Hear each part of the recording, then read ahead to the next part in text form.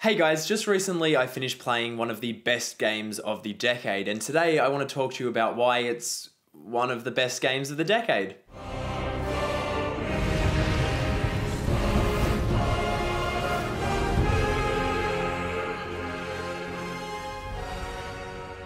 A heads up that this video is indeed kind of a companion piece to my newly launched video essay, God of War is the Logan of video games. So if you haven't checked that video out already, maybe go and see that first and then come back here to catch kind of my expanded thoughts on God of War. Okay, so first things first, I've always been a fan of God of War to some degree, even though I've never actually even owned one of the games. I used to go around to friends' houses and play them on the PS2, on the PS3. I was always an Xbox person until this recent console cycle. So I try to scramble to get to play them at other people's houses, try to get through them. I think I've only probably completed the third game.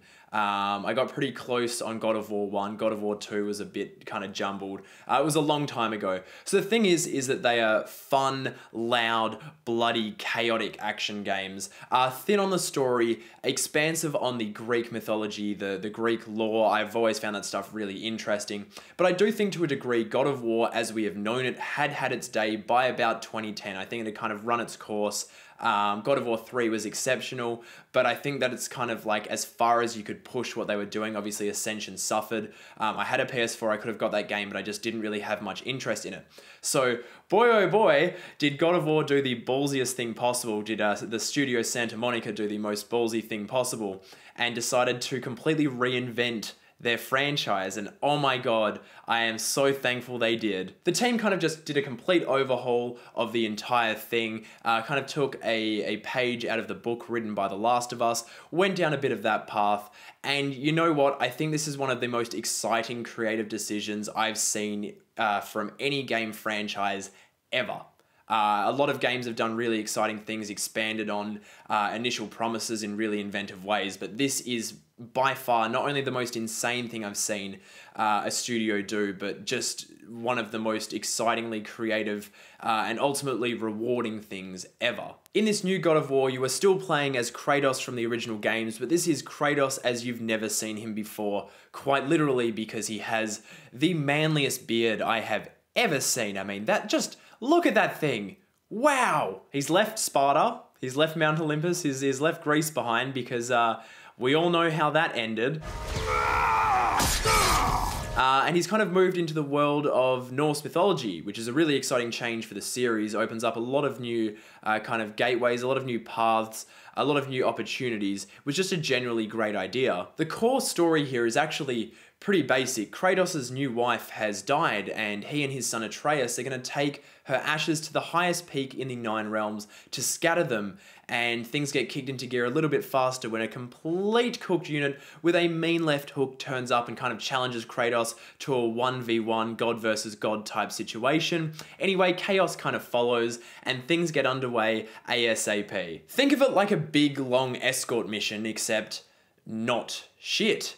The developers put absolutely everything into this relationship and making sure it's as strong as possible, making sure that you're as attached to these characters as you can possibly be. And I can well and truly say that Atreus ended up being my favorite video game companion, but their relationship is truly the main selling point of this game. It is the thing that truly makes this game excel. It is absolutely phenomenal. I won't go into too much else about it because I have covered all of that and why it's so important, why it's so integral in that other video.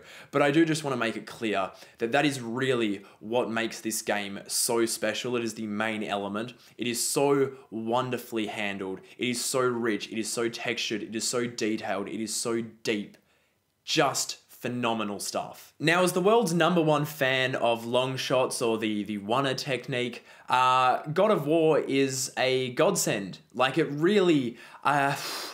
this thing, to talk about the cinematography in a game, you know, is one of these things first up in a review. That's got to say something. This game is done to be one continuous shot. No cuts, all the loading is hidden underneath. You know, it's just a really, really smartly designed thing. Incredibly complex when you think about it. So well executed. I know other games like Metal Gear Solid 5 kind of approached this technique but didn't go the whole way with it here. God of War has made it fully seamless. It gets you right in there with the characters. It's this handheld thing, keeping you close to the faces, close to the perspective. Anything that you see, you're kind of seeing it through the eyes of the characters. It's a technique I talk about in my film reviews quite often. Blockbusters just cannot capture that sense of scale, that sense of spectacle. God of War's just shown everyone how it's done, and it's done it without even cutting, which is honestly just staggering. I cannot believe that, first of all, they went and did it. Shout out to director Cory Barlog and DOP Dori Arazi, because their work here to have just not only envisioned this thing, but to actually have pulled it off is utterly astounding. God of War is also totally at the peak of like graphical prowess when you think about the animations, the textures, the particle effects. This game really does put a lot of effort into, you know, like lava spitting, flames, mist, fog, everything like that. Water could have used some work, not gonna lie, I think the water could have been better. But everything else, you know, you look at like the faces in the close-ups, every hair follicle on Kratos's beard, the attention to detail is absolutely staggering. It really, really is. There's a really strong attention to immersiveness. Yeah, there's a couple of times I kind of pass through like the leaf of a plant, but that stuff is so minor, it really does not have any impact at all. So I think graphically, I would like to see the next game move into, I don't know, I thought there's like a central hub area in the game, and I thought that was a little bit kind of grey, a little bit muted. The rest of the game does really pop visually in terms of colours. It does stick to a very kind of mountainous, what you would feel you would get from Norse mythology, that type of look, that type of colour palette. But I think it's definitely going to expand. You think, I don't know when the next game will come out, 2-3 years from now. I can't even fathom what that is going to look like. I mean, I'll just be sitting there playing it the whole time with my eyes actually melting out of my head. Like, I'll just press play and be like, oh, wow. The game sounds utterly incredible too. I mean, the developers must really understand the fact that the scale of a situation, the size of a moment, can only be kind of as big as the score allows it to be, as big as the sound design allows it to be.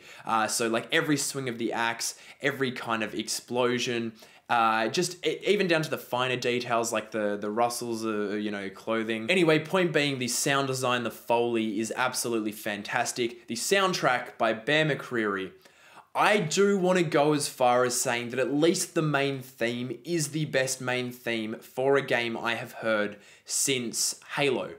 Honestly, that central theme, the 3 notes, just incredible. Every time it popped up in the game, it was immediately recognizable. So it's one of the first things you hear in the game, and then, you know, it's continuously used as a motif. Every time you hear it, just resonates. It's empowering. It's just huge. It captures the scale. I keep going back to that. There's also other smaller, quieter moments in the soundtrack, just making it a truly perfect soundtrack overall. I cannot fault the musical work here in any way. It is staggering. Even if you were never to play the game, the soundtrack is a must listen. Now, when it comes to gameplay in God of War, there's 2 main things that you'll be doing. You'll be traversing and you'll be chopping. And there's a lot of traversing that goes on in this game between just kind of walking, climbing, rowing. There's a lot of just moving through the world. And again, shout out to the team behind this game for saying, if you're going to be doing so much traveling, if you're going to be moving from place to place so often, we need to fill it with things to do. And this game has an abundance of things to do, but it's also full of things to learn. And I don't want to say quite how this happens, but there is an element introduced in this game which is kind of like, most games would reserve what this game kind of throws at you for kind of, I don't know, like, you know, journal entries. And the game certainly has journal entries that you can read and expand on things you've experienced in the game. But it is constantly spitting at you Norse mythology, the relationship between people, where people have been before, where they're going, why they might be doing the things they're doing. Honestly, every time you hop in the boat in this game to go from point A to point B, that will be filled with a story where you will learn something that you may have already known if you were familiar with Norse mythology. But for me, I was just constantly stunned by the fact the game didn't really have like an empty moment unless the story required you to kind of sit in silence and think. It was always filling the space with new and exciting things to learn about. When looking at combat, I just want to straight up say that this is my favorite combat system in a game since at least the Batman Arkham games, if not better. I completely adored the way the game approaches hacking, slashing, defending, and evading. It is borrowing from a lot of other systems we have seen in games before, but they are remixed in such a way, such a creative way, that is yet like completely simple that it feels like something I haven't really played before.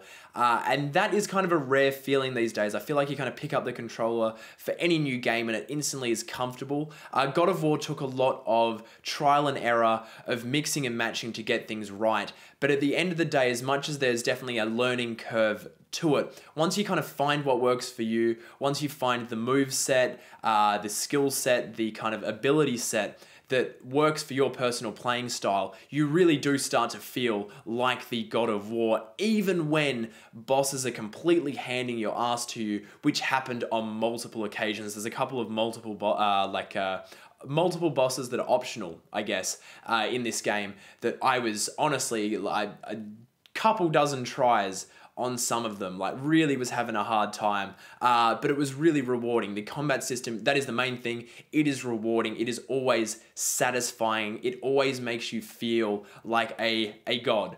And that is a really important thing that they managed to capture now that they've moved away from the style of combat and the camera approach of the original game, is that it always felt meaty and powerful and just robust. I'm going to use the word robust because it feels appropriate. I'm kind of just blown away by how much fun this game is to play, because quite often games that are so story driven are really focused on the story driven and the gameplay kind of comes second. And here it's just in tandem. Those things are working off each other. The combat feeds into the story feeds into the combat. Just the last thing related to gameplay that I want to praise, I know this is kind of weird, but vibration feedback in the controller. The best use of it I have ever experienced in any game. The first time I kind of unlocked the ability to sprint, took off sprinting, and those first few steps the controller went vroom, vroom, vroom, vroom. Every time I was just impressed by it. Didn't matter that there's so much vibration feedback here that I had to pretty much charge the controller every 2 hours, about half its normal life cycle. I am just stunned by the way it just added to an immersiveness. Kind of always that rumbling, shaking during boss battles, during combat. It's a thing that I feel like we've kind of lost an appreciation for, that the controller can do that. And just to see Santa Monica kind of optimize that and really try to make get some use out of it in that kind of way, just exceptional. Now, in terms of negatives, I really only have, I guess, one.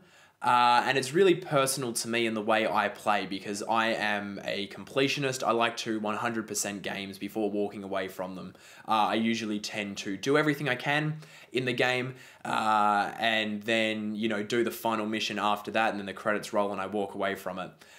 So what happened here that was really interesting, there's an area that you unlock that requires grinding to complete, and I just wasn't up for that. I did it for a bit and was like, nah, you know what, just stepping away from the game at this stage. I thought it was a really bizarre thing that the game could have been so well designed and then an area could be dedicated to kind of grinding. It's not an over-the-top kind of loot farming type situation, but it's still not something I wanted to get into. So that was a bit of a disappointment, but at the end of the day, it opens up gameplay opportunity if I want to go back and just kind of spend a couple of hours just hacking at something. Just for me, I find it's less compelling if I've already finished the story. So there is that. Overall, just does not impact how I feel about the game at all. It was just an annoyance that when it's an optional thing anyway that popped up, but because I'm a completionist, my attention was drawn to it, so I did want to mention it. Overall though, God of War is just the best. I cannot stress that enough. It is truly amazing. It is truly a landmark achievement. I want to see people talking about this for years to come, because I think it really is a titanic moment in gaming, a titanic moment in the kind of progression of games as an art form. It does so much that is so very important. I honestly, I recommend it to anyone that has a PlayStation 4. And I would almost to the point, no, I will. If you don't own a PlayStation, this is the game that is worth getting a PlayStation 4 for. I really think it is a must experience type thing. You must actually experience this at some point in your life. I'm not going to score this. I don't feel the need, with all that I've said, to score the game. I'm just going to say that I believe God of War is a masterpiece. So that was my review of God of War for the PlayStation 4. Have you played it yet? Did you like it? Did you hate it? Did you like this video? Of course you did. If so, you can subscribe to our YouTube channel to see more stuff from us, and you can also follow us on Twitter and Instagram, as well as support us on Patreon if you really appreciate what we do. Patreon is currently what is holding this channel together, so any support on there is massively appreciated. Thank you so much for watching, guys.